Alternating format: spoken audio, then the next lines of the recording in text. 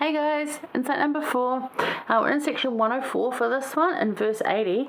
Now, a lot of these verses are dissolving the united order because it just went terribly wrong and there was just too much in-house fighting, and laying out how that was going to work. And then there's some really good advice around how to sort of be better in the future and to not have these kind of problems. And it's the same kind of thing around diligence, humility, faith, and it says prayer of faith again, which is, I love it. So it's not just prayer and faith, it's prayer of faith. And a prayer of faith is quite a different thing to prayer and faith. Prayer of faith is really praying, having that absolute faith that whatever you're asking for will be delivered to you. So we're going to talk about deliverance because this is the means of deliverance from whatever you need victory over, from whatever you need delivering from, just like the Israelites did that Moses led them. It's the same kind of deliverance. Whatever you need deliverance from, this is how you get it. And it says, "And inasmuch as ye are diligent and humble and exercise the prayer of faith, behold, I will soften the hearts of those to whom you are in debt, until I shall send means unto you for your deliverance." In this instance, they were in debt. And it's actually really lovely. I can't remember his name, but he was owed like $2,000, and Joseph Smith was just, I don't know how we're going to pay it. Took the note that was like it's called a promissory note, so it's like the loan documents. And this man turned up and was going to just say, because he had been told, just give it to them. Joseph didn't know this though, and he went up to him and he's like, I don't know how we're going to pay this back. I just don't know. And this man just said, it's okay, just keep it. And it was like $2,000, which was a lot of money back then, huge amount of money. And Joseph just cried, and it's this. I think the story's in Revelations and context. It's definitely in Saints, but yeah, a beautiful, beautiful way to do that, and just to really help someone like that. So how have you been delivered? When has God delivered you? Because that was a deliverance for Joseph Smith, that he could identify this man really helped him. Have you been able to do that for someone? Has someone done that for you? And it's not always around money. It can be all sorts of different things. Myself, I have been delivered from an abusive home, a bad job, financial hardship, and so much more.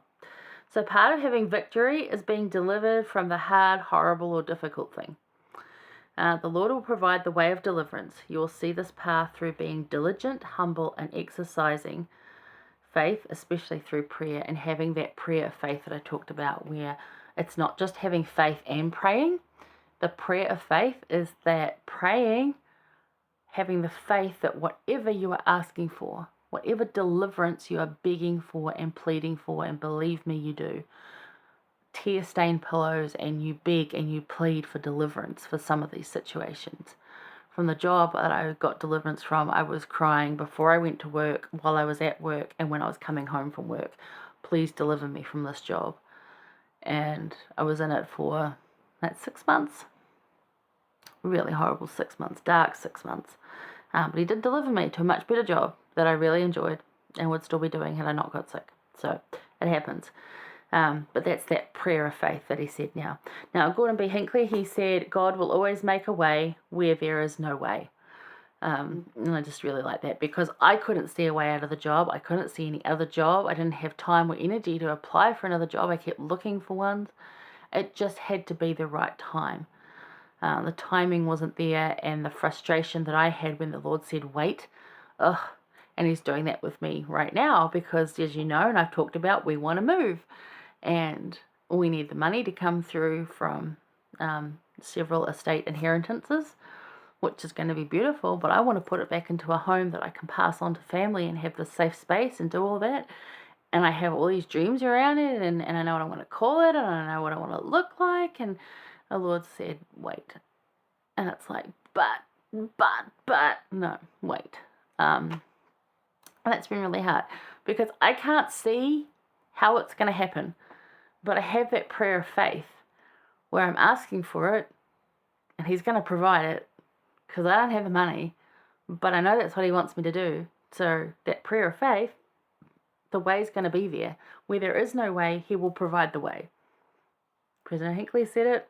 I know it's true, because it's happened to me before, where these deliverances that have come to me, and I could not see a way out. I did not know what to do or how to do it. And yet I was delivered. But I was delivered because I had that prayer of faith, and I was diligent, and I tried to be humble. Sometimes it's really hard to be humble when you're angry about the situation. But it's the effort, right? It's the trying. So think about a time that God has delivered you, that the Lord has delivered you, and how that felt for you and how that worked. And that is actually a victory. And it might not look like one. You might have just been very sort of quietly humble about it, right? So keep those things in mind, but the Lord will deliver you as he did these guys. And he was talking about financial debt as well, and to not get into financial debt. That's another very big, important lesson that happened here. They had to. That was the only way they could see how to do it, and the Lord taught them about very early on, don't get into financial debt. And thank goodness our leaders have followed that, because our church is not in financial debt.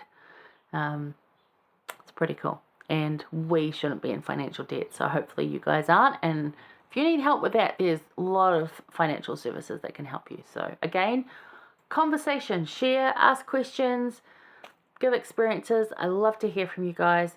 So there's that one. Hang around for insight number 5. We're going to go talking about waiting on the Lord's time, because that just ties in with all of this, and sometimes it's so frustrating, right? I think we're all in there. It's something that we're waiting on. I can feel that all of us are waiting on something, and it just, COVID keeps slowing it down, and it's so frustrating. All right, hang tight, stay safe. I'll see you soon for insight number 5.